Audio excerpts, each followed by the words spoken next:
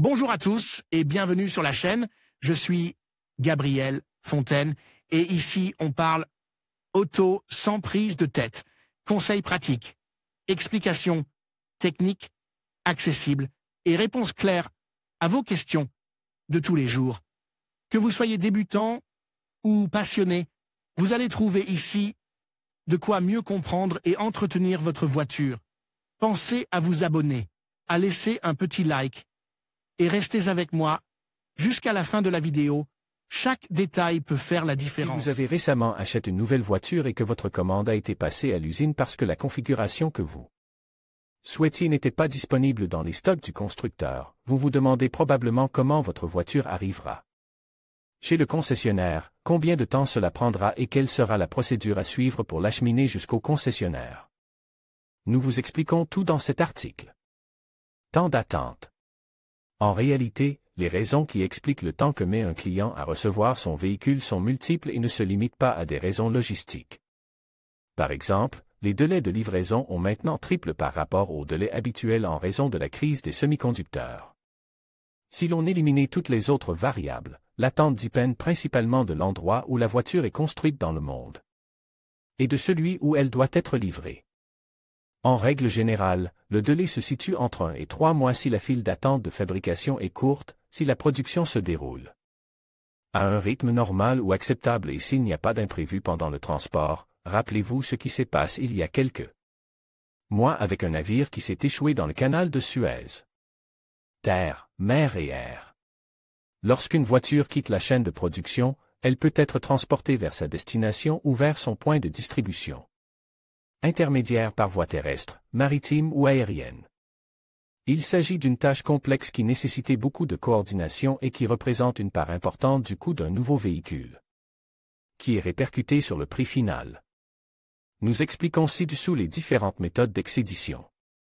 Par avion, le transport aérien de véhicules dure moins de 24 heures dans la grande majorité des cas, mais son coût est si élevé et sa capacité de charge si faible, moins de 50 voitures, qu'il n'est pas recommandé du point de vue de la rentabilité économique et n'est utilisé qu'occasionnellement par des marques très exclusives ou par certains constructeurs lorsqu'ils ont besoin d'acheminer en urgence des pièces détachées ou des pièces vers une région de la planète où il y a une rupture de stock ou d'approvisionnement. Le prix peut être jusqu'à 6 fois supérieur à celui du transport terrestre. Les navires, un cargo moyen peut transporter entre 6 000 et 8 000 voitures d'un port à l'autre. Déplacer un véhicule de cette taille, ils peuvent mesurer jusqu'à 350 mètres de long et 60 mètres de large, n'est pas bon marche. Mais les coûts sont repartis sur un grand nombre d'unités, ce qui n'est pas possible avec les avions. Il s'agit toutefois d'un moyen de transport très lent, puisque ces navires dépassent rarement les 30 km/h. Un entrepôt, un dépôt ou un centre de distribution en Europe peut attendre quelques mois pour recevoir ses marchandises si l'usine qui assemble les voitures se trouve en Asie du Sud-Est. C'est le temps moyen qu'il faut à un tel navire pour quitter le Japon ou la Chine, traverser la mer des Philippines, l'océan Indien, jusqu'à la mer Rouge et, via le canal de Suez, atteindre la Méditerranée et débarquer dans l'un de ses nombreux ports. Camions et trains communément appelés trains routiers, ils mettent entre 1 et 5 jours pour atteindre leur destination.